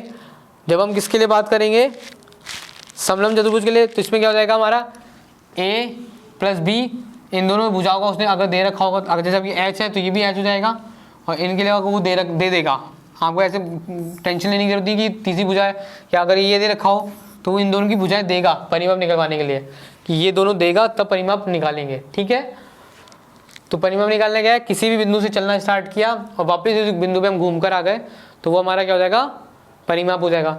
आप इसमें ये मत काउंट कर लेना, ये चीज़ ये हमने सिर्फ समझ के लिए डाल रखा है कि जब लंब डालेंगे इस पर तो वो क्या होगा। ठीक है, तो हमारा क्षेत्रफल क्या होगा 1/2 दोनों भुजा समांतर भुजाओं का योग गुणा ऊंचाई, उनके बीच की दूरी, उनकी बीच की दूरी। ठीक है, ऊंचाई मतलब उनकी बीच की दूरी। ठीक है, और जो परिमाप होगा वो जो आकृति है उनकी जो भुजाएं उनका योग। ठीक है, आगे बढ़ेंगे बहुभुज। अभी तो हमने क्या बात करी, त्रिभुज 3 भुजाएं, चतुर्भुज 4 भुजाएं, और चतुर्भुज में हमने अलग अलग प्रकार देखे, जैसे हमने समलंब देखा, समांतर देखा, समचतुर्भुज देखा। ठीक है, अब हम बात करें बहुभुज मतलब बहुभुज। बहुभुज अगर इसको मैं तोड़ूं तो क्या है बहुभुज मतलब बहुत सारी भुजाएं, ऐसी आकृति जिसमें बहुत सारी भुजाएं। तो हम इसमें क्या बात करते हैं रेगुलर की या समबाहु की। समबाहु की या नियमित की, जिसमें सारी भुजाएं क्या हो हमारी बराबर हो। ठीक है, जैसे हमारा त्रिभुज के लिए बात करें तो हमारा त्रिभुज क्या होता है, समबाहु त्रिभुज। जैसे हमारी चारों भुजाएं बराबर हो तो उस केस में हमारा क्या बन जाता है, वर्ग। फिर हमारा पेंटागन, ठीक है, फिर हमारा हेक्सागन, ये जो बेंजीन बोलते हैं हम कई बार। फिर ऐसे ऐसे बढ़ता है कि 5 हो गया, 6 हो गया, फिर 7, 8, 9 ऐसे करके चलता जाएगा।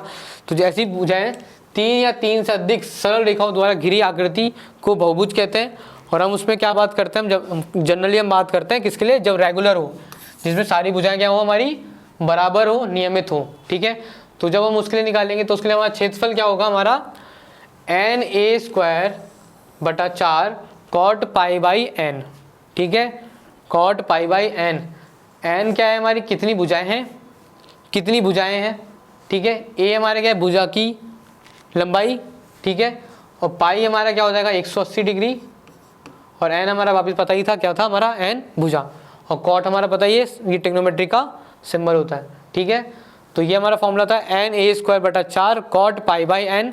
बहुत ही रेयर केस होता है, वो कई बार इस चीज़ को पूछता है, हमको याद नहीं है तो हमको तरीका है इसको ना याद करके हम इसका जनरल फॉर्मूला देख लेते हैं कैसे कैलकुलेट करते हैं।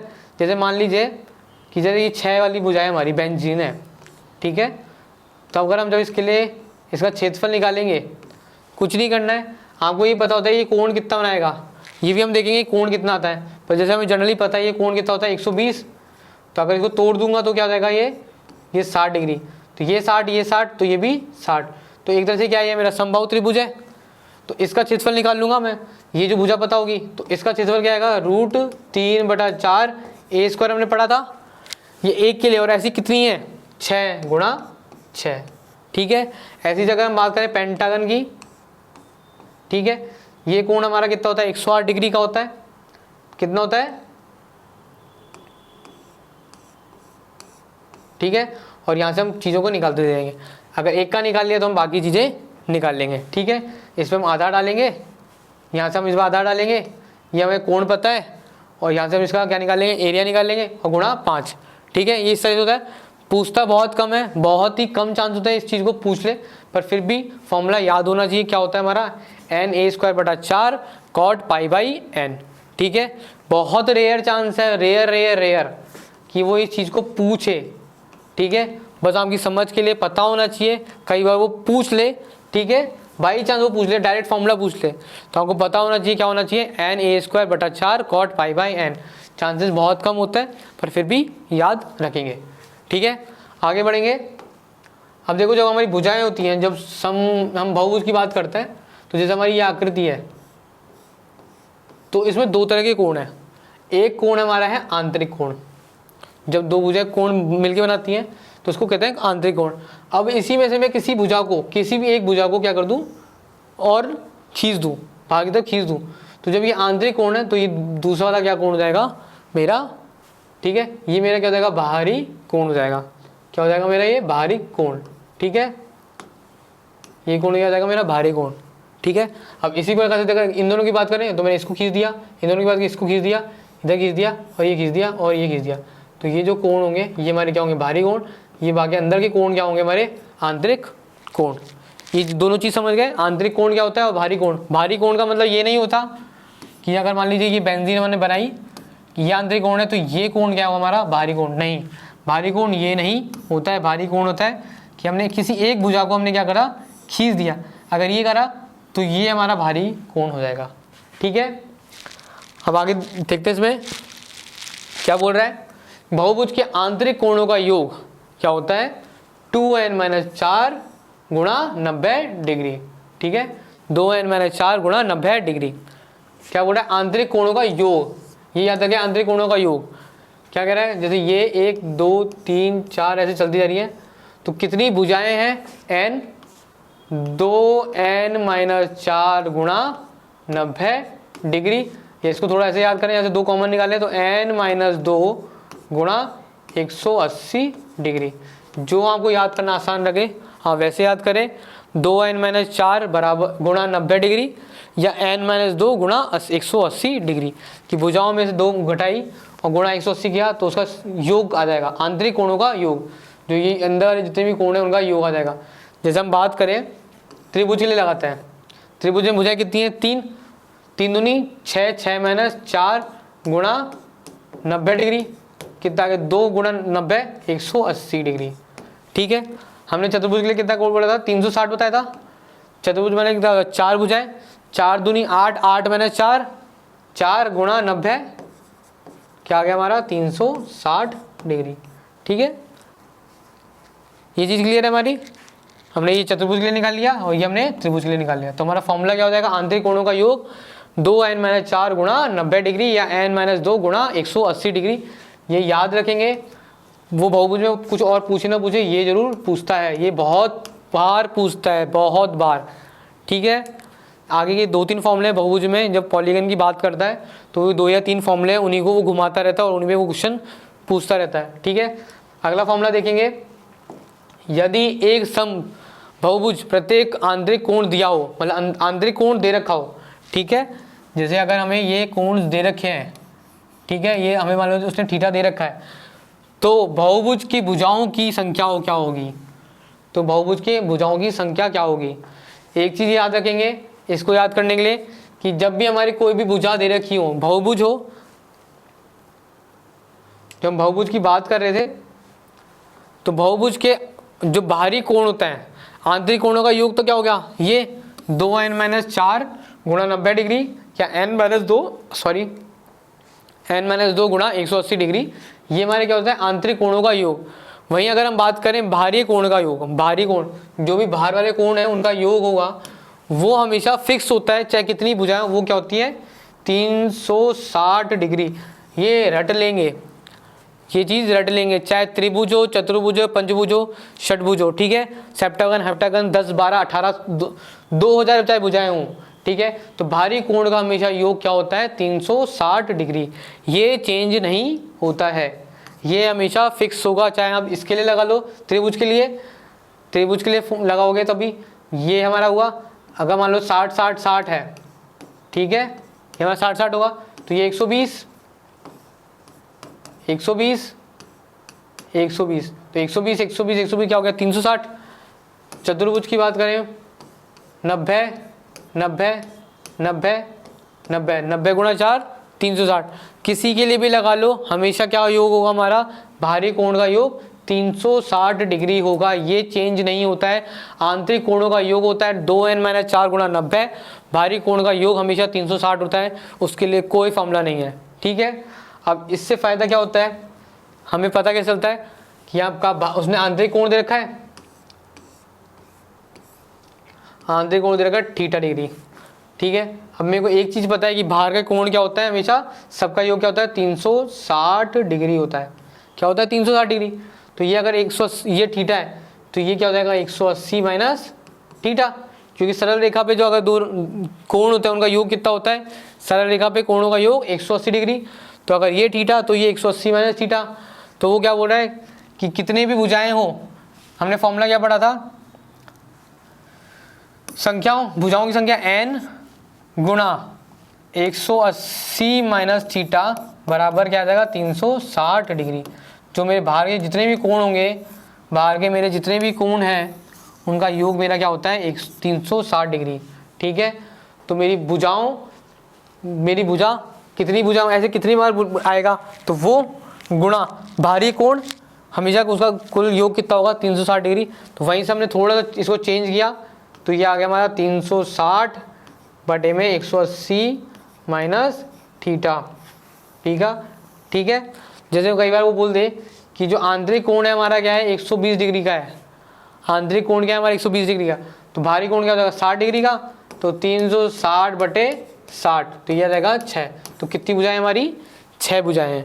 ठीक है, फॉर्मूला याद कैसे करेंगे, बाहरी कोण का योग कितना होता है 360 डिग्री, तो n गुणा 180 माइनस थीटा बराबर 360 डिग्री, या n बराबर 360 बटे में 180 माइनस थीटा डिग्री। ठीक है, इसके लिए सबसे इंपॉर्टेंट ये चीज़ें याद रखनी है, जो हमारा आंतरिक कोण होता है, बाहरी कोण होता है, वो उनका सबका योग कितना होता है 360 डिग्री, वो चेंज नहीं होता है चाहे भुजाएं कितनी भी हो। ये बस किसके लिए, ये याद रखना ना, चेंज कहाँ हो जाता है अगर वो बात कर रहा है रेगुलर के लिए। ठीक है, रेगुलर के लिए, नियमित बहुभुज के लिए हमेशा आंतरिक बाहरी कोण का योग क्या होता है 360 डिग्री होता है। ठीक है, आगे बढ़ेंगे। किसी समबाहुभुज की भुजाओं की संख्या दी गई हो तो प्रत्येक कोण का मान क्या होगा। ठीक है, तो प्रत्येक कोण क्या होगा, थीटा बराबर 2n-4 गुणा 90 बटे में n, इधर लेके जाएंगे तो n थीटा 2n-4 गुणा में 90 डिग्री। ठीक है, जो हमने स्टार्टिंग में फॉर्मूला पढ़ा था कि आंतरिक कोणों का योग, तो योग क्या होगा, सारे जो कोण होंगे वो बराबर होंगे, तो ये थीटा, तो ये भी थीटा, ये भी थीटा, ये थीटा, ये भी थीटा, ये भी थीटा, तो सबका क्या होगा, जितनी भुजाएं उतने कोण, तो n थीटा, ये क्या बन रहा है, n थीटा बन रहा है। तो इसी फॉर्मूले को हमने क्या लिखा है, n थीटा बराबर 2n-4 गुणा में 90 डिग्री। यहाँ से हम n को नीचे ले गए कि प्रत्येक कोण निकालना है, तो 2n-4 गुणा 90 बटे में n, और यही फॉर्मूला हमारा क्या बाद में हमने कहाँ पे यूज़ किया है, यहाँ पे। ठीक है, तो यही वही चीज़ को बस हमने थोड़ा लैंग्वेज देखिए क्या कह दिया है कि अगर हमें क्या दे रखा हो कि हमें पूछा क्या है कि प्रत्येक कोण कितना है, तो हमें कुल योग पता है, आंतरिक कोणों का योग पता है, बटे में कितनी भुजाएं हैं। ठीक है, क्योंकि हर भुजा मिला के एक कोण बनाएगा, तो आंतरिक कोणों का योग, ये क्या है, आंतरिक कोणों का योग बटे में भुजाएं, वो क्या बताएगा हमारा प्रत्येक कोण किसके लिए, समबाहुभुज की अगर भुजाएं दे रखी हो तो। ठीक है, आगे बढ़ेंगे। हमारा अगली आकृति क्या है, हमारी आयत। ठीक है, आयत आकृति के लिए हम क्या बात करेंगे कि हमारा जो था, जब हम बात करें समांतर चतुर्भुज के लिए बात कर रहे थे, तो उसमें क्या कहते हैं, समांतर जो चतुर्भुज होती है कि विपरीत भुजाएं क्या होती हैं, बराबर होती हैं। ठीक है, इसमें क्या होता है, दोनों जोड़े बराबर होता है, ये इसके बराबर है, ये इसके बराबर, अगर ये L है तो ये भी हमारा क्या है, L है, वो अगर B है तो ये भी क्या है, हमारा B है। ठीक है, साथ में इसमें एक कोण हमारा क्या होता है, 90 डिग्री का। अब हम एक कोण ही क्यों बोलते हैं, चारों कोण क्यों नहीं बोलते, क्योंकि अगर मेरा एक कोण 90 हो गया, अगर मेरा ये एक कोण 90 हो गया, तो ये 90 है तो ये भी मेरा 90 हो जाएगा। ठीक है, क्योंकि बराबर भुजाएं हैं तो बराबर तभी हो पाएगा, ये इस पर लंब डाल रहा है तो ये भी इस पर लंब डाल रहा होगा, तो ये भी 90, ये 90 है तो ये भी 90 और ये भी 90।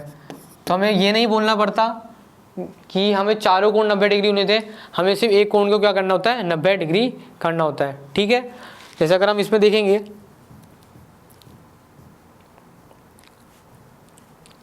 अगर मैं ये जो त्रिभुज, ये जो आकृति है, इसको मैं क्या करूं, इसको थोड़ा थोड़ा खिसकाना स्टार्ट करूं, तो ये थोड़ा थोड़ा इधर झुकना स्टार्ट, ये क्या होगा, इधर की तरफ आना स्टार्ट करेगा, ये इधर की तरफ आना स्टार्ट करेगा। अब ये कितना आएगा, ये जैसे अगर मैं इसको घुमाऊं तो इतना आएगा, उतना ये आ जाएगा, तो जब जैसे ही मेरा ये 90 डिग्री बनेगा, वो भी मेरा क्या बन जाएगा, 90 डिग्री। तो ठीक है, तो एक को अगर मैं 90 कर दूंगा तो मेरे सारे क्या हो जाएंगे, 90 डिग्री के कोण बन जाएंगे।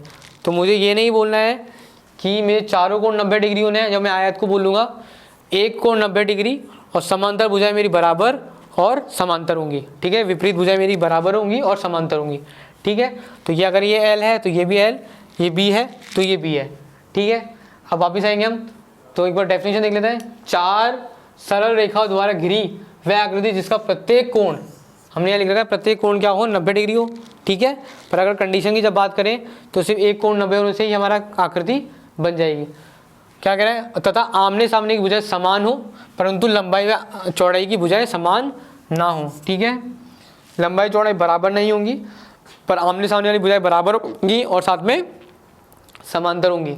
ठीक है, उसको हम क्या कहते हैं, आयत, या कहें हम रेक्टेंगल। ठीक है, क्षेत्रफल निकालेंगे। क्षेत्रफल निकालने का तरीका क्या था, लंब गुणा आधार। जैसे अगर मैं इसको काटूं तो ये क्या होता है, मेरा एक समकोण चतुर्भुज, समकोण त्रिभुज। तो इसके लिए क्या होता है, मेरा 1/2 L इंटू बी, लंब पे लंब और आधार। अब जैसे कितने हैं, 2 हैं, तो इससे 2 से 2 कैंसिल हो जाएगा, तो ये कट जाएगा L इंटू बी। तो हमारा क्षेत्रफल क्या जाएगा, यहाँ से L इंटू बी, लंबाई गुणा चौड़ाई। तो हमारा क्षेत्रफल क्या जाएगा, आयत के लिए लंबाई गुणा चौड़ाई। देखो हमने एक फॉर्मूले से सारे क्वेश्चन निकालते जा रहे हैं, हमने त्रिभुज पढ़ा था, त्रिभुज से ही सारे और फॉर्मूले निकालते जा रहे हैं। ठीक है, अगला देखेंगे हमारा क्या है, परिमाप। परिमाप क्या था हमारा, किसी भी एक बिंदु से चलना स्टार्ट करो, वापस उस बिंदु पे आ जाओगे तो हमारा क्या हो जाएगा, परिमाप आ जाएगा। तो यहाँ से चलना स्टार्ट करते हैं, L plus B plus L plus B, तो 2 बार आ गया l प्लस बी, तो क्या आ गया 2 times l plus B, 2 time l plus B, लंबाई प्लस चौड़ाई का दुगना। ठीक है, ये हमारा क्या आ गया परिमाप। तीसरा क्या है हमारा विकर्ण। जब हम विकर्ण निकालना हो, ठीक है, विकर्ण क्या था हमने देखा था कि जो विपरीत जो बिंदु होते हैं उनको अगर एक दूसरे से जोड़ दें तो उनके बीच की जो लंबाई है उसको क्या कहेंगे विकर्ण कहेंगे। तो जब विकर्ण निकालना है तो देखो ये हमारा समकोण त्रिभुज बना रहा है, तो समकोण त्रिभुज निकालने के लिए हम उसमें क्या लगाता है पाइथागोरस थ्योरम, इसका स्क्वायर प्लस इसका स्क्वायर क्या होगा कर्ण का स्क्वायर। तो ये हमारा विकर्ण का स्क्वायर क्या जाएगा एल का स्क्वायर प्लस बी का स्क्वायर बराबर उसका ओवर रूट, या इसको स्क्वायर कर दोगे तो क्या जाएगा डी स्क्वायर बराबर L square plus B square. ठीक है, ये चीज़ें क्लियर है। इसके बाद बस वो चीज़ें रिपीट हो रही है, बस उसको थोड़ा थोड़ा फॉर्म चेंज कर दिया है। ठीक है, पर जो चीज़ हमने स्टार्टिंग में पढ़ ली थी अगर हमने वो चीज़ समझ में आ गई है तो ये फॉर्मूले बहुत आसान है, और हम देखोगे सारे फॉर्मूले बहुत छोटे छोटे से फॉर्मूले हैं। ठीक है, तो हमने बस फॉर्मूले याद करते जाओगे, हम क्वेश्चन ऐसे लगते जाएंगे। ठीक है, बस चीज़ें समझनी है, एक बार समझने में टाइम देना है, क्वेश्चन लगाते टाइम हमको सिर्फ कैलकुलेशन में टाइम जाएगा। ठीक है, कैलकुलेशन में ही टाइम जाएगा, उसके अलावा कहीं और टाइम नहीं जाएगा। दूसरा देखेंगे हमारा, इसके बाद क्या है हमारा वर्ग। वर्ग व आकृति आयत के अगर हम चारों भुजाएं समान कर दें, वहाँ पे क्या बोल रहा था कि लंबाई और चौड़ाई क्या नहीं होती, समान नहीं होती। पर अगर मैं आयत के अंदर क्या कर दूँ चारों भुजाओं क्या कर दूँ मैं समान कर दूँ, तो वो मेरा क्या बन जाएगा वर्ग बन जाएगा। क्या बन जाएगा वर्ग बन जाएगा। तो उसमें क्या केस में क्या होता है चारों भुजाएं मेरी क्या होती है बराबर होती हैं। तो जब इसका एरिया निकालेंगे या क्षेत्रफल की बात करेंगे तो क्या आता है ए स्क्वायर, क्या आता है ए स्क्वायर, या कहें हम डी स्क्वायर बटा 2। हमने जब बात कर रहे थे समचतुर्भुज की बात कर रहे थे तो हमने क्या बोला था 1/2 d1 d2। ठीक है, ये बोला था दोनों विकर्णों का गुणनफल बटे में 2। यहाँ पे क्या होता है विकर्ण जो होते हैं हमारे दोनों बराबर होते हैं।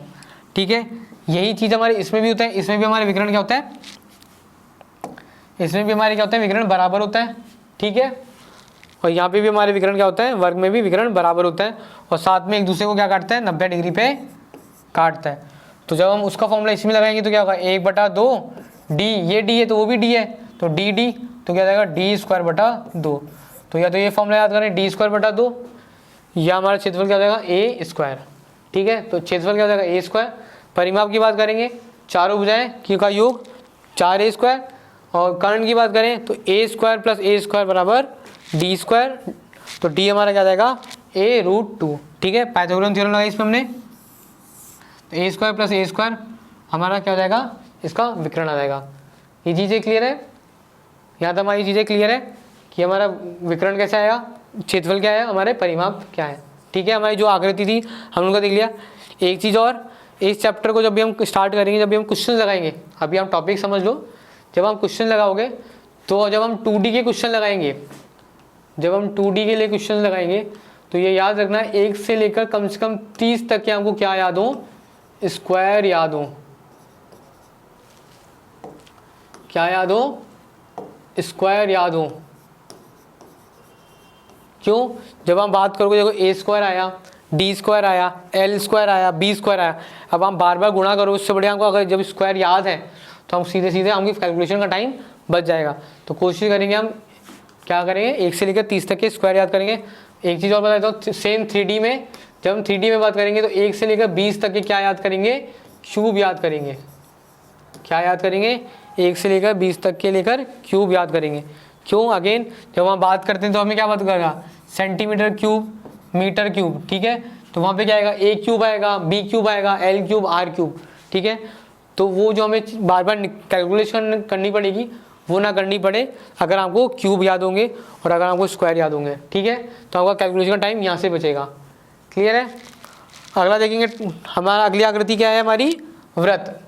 अब तक की सारी आकृति में क्या होता है सारी भुजाएं थी, सब पे कुछ कोण बन रहा था। ठीक है, इस आकृति में क्या है कि एक बिंदु से आपने एक आकृति खींचनी स्टार्ट करी और आपके उसी बिंदु के आप पे घेरते चले गए। ठीक है, जैसे आप कई बार जैसे आपका पंखा चलता है तो ये पंखा एक बिंदु से चल रहा है, कई बार उसकी सिर्फ बाउंड्री देखोगे, हम जब बहुत तेज चलता है तो हमको सिर्फ बाहर वाला एरिया दिखता जाएगा। ठीक है, वो हो गया। या हम जैसे लट्टू घुमाते हो, ठीक है, आपने पत्थर बांधा और आप उसको घुमाते हो तो वो एक जो आकृति बना रहा है वो क्या बना रहा है एक वृत्त बना रही है। ठीक है, हमने साइकिल के ट्रैक्स देखे होंगे, जो रेसिंग के ट्रैक्स देखे होंगे। ठीक है, तो वो हमारे क्या होता है वृत्त होते हैं कि एक वर्गाकार रेखा जिस पर स्थित सभी बिंदु, जो बिंदु हैं एक केंद्र बिंदु से समान दूरी पर स्थित है, ठीक है, और वो जो घिरी आकृति है उसको क्या कहते हैं, वृत्त कहते हैं या कहते हैं सर्कल, ठीक है, वृत्त कहते हैं या सर्कल।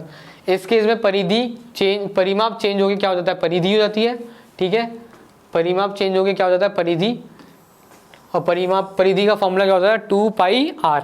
अगर इसको मैं इसको खोल दूं तो जो इसकी लंबाई होगी वो क्या होगी 2πr के बराबर होगी। अब ये चीज़ मैंने ऐसी क्यों बोली कि अगर इसको मैं खोल दूं, कई बार वो क्या बोलता है कि एक टायर है वो इस गति से घूम रहा है तो वो कितनी दूर बाद जाके रुकेगा, तो अगर मैं इस टायर को खोल दूं तो खोलने के बाद क्या होगा, वो इतनी आकृति इतना दूरी लेगा, तो अब कितनी दूरी लेगा वो हम इस चीज़ से निकाल सकते हैं, ठीक है। तो आपको पता होना चाहिए जब इसको मैं खोल लूँगा तो उसकी जो लंबाई होगी, ये जो लंबाई है इसकी जो परिधि है उसकी लंबाई कितनी है 2πr, जहाँ पे पाई हमारा क्या होता है, पाई की वैल्यू होती है 22/7 या 3.14।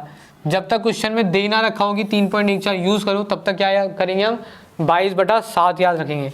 क्या याद रखेंगे 22/7, क्यों, कई हमेशा क्वेश्चनों में जब क्वेश्चन सॉल्व करते हैं हमेशा वो आर जो होता है, जी जो हमारा आर है ये क्या है हमारी त्रिज्या, किसी बिंदु से केंद्र बिंदु से वो जो आकृति उसकी दूरी उसको क्या कहते हैं त्रिज्या।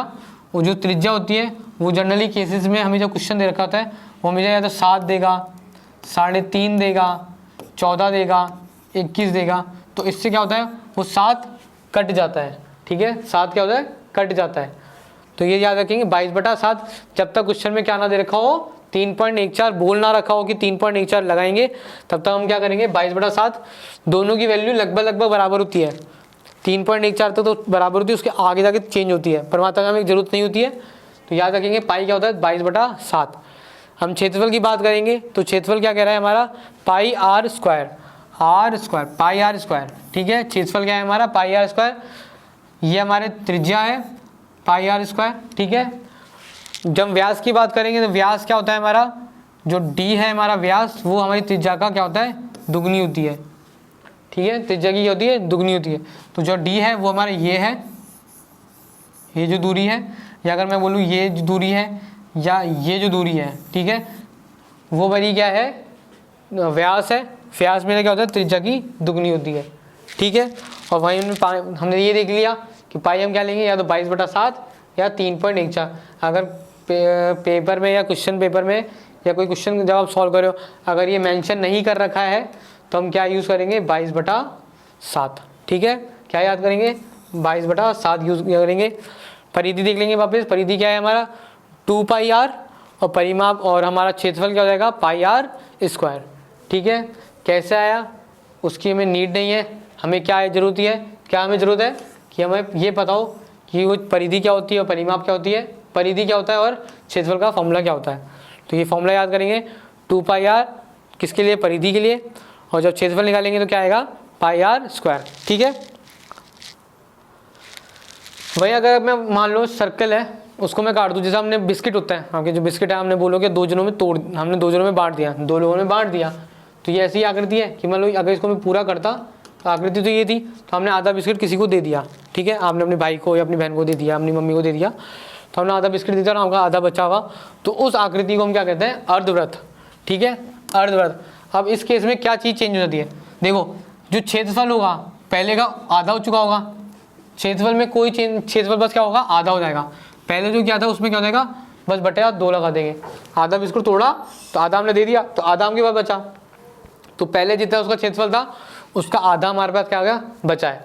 बट जब हम बात करें परिधि की बात करेंगे, परिधि की बात करेंगे तो इसमें परिधि क्या हो गया, पहले जो बिस्किट ऐसा था तो परिधि से बात करते ये, जैसे हमने इसको तोड़ा तो ये क्या हो गया, इसकी शेप क्या हो गई ये, तो हमने क्या बात की थी परिधि के लिए कि किसी भी बिंदु से हम चलना स्टार्ट करो, यहाँ से हमने चलना स्टार्ट किया तो पहले ये पूरा क्या था 2πr था, तो आधा क्या हो जाएगा पाई आ जाएगा, पूरा 2πr है तो आधा क्या हो जाएगा पाई आ जाएगा, तो आधा πr, तो ये πr हम चले प्लस यहाँ से ये r आया, ये त्रिज्या चला, फिर r चला, फिर दूसरी त्रिज्या चला, तो क्या हो जाएगा πr प्लस 2r या कहते हैं πr प्लस d, ठीक है।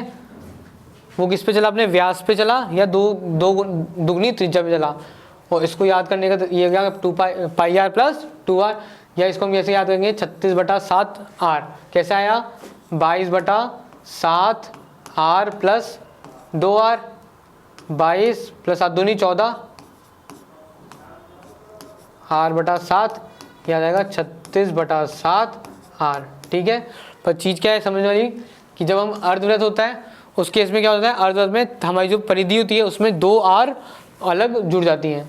2 r हमारी क्या जुड़ जाती है, ये r और ये r हमारी जुड़ जाती है।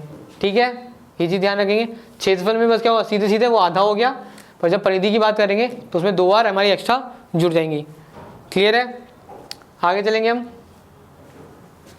त्रिज्याखंड, इसको समझने से पहले एक बार चीज़ समझ लेते हैं। देखो, जब हमारा वृत्त होता है उसका पूरा कोण जो होता है हमारा वो कितना बनाता है 360 डिग्री। ठीक है, 360 डिग्री। अब देखो 360 डिग्री में हमारा क्षेत्रफल भी πr² है और साथ में हमारी जो उसकी परिधि है वो कितनी है हमारी 2πr। ठीक है, 360 डिग्री में मेरा क्षेत्रफल कितना है πr² और उसकी परिधि कितनी है 2πr। जब हमने बात की अर्धवृत्त के लिए तो हमारा क्षेत्रफल क्या हो गया, आधा हो गया, πr² 2 हो गया। क्यों, इस केस में हमारा कोण कितना बना रहा है सिर्फ 180 डिग्री। तो मैं ये कह सकता हूँ कि जो मेरा 360 डिग्री है वो 2πr² के बराबर है, πr² के बराबर है। तो 1 डिग्री कितना है 300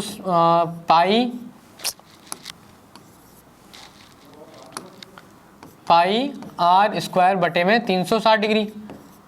अब अर्धवृत्त में 180 डिग्री होता है तो 180 से गुणा किया तो 180/360/2 आ गया, तो πr² 2।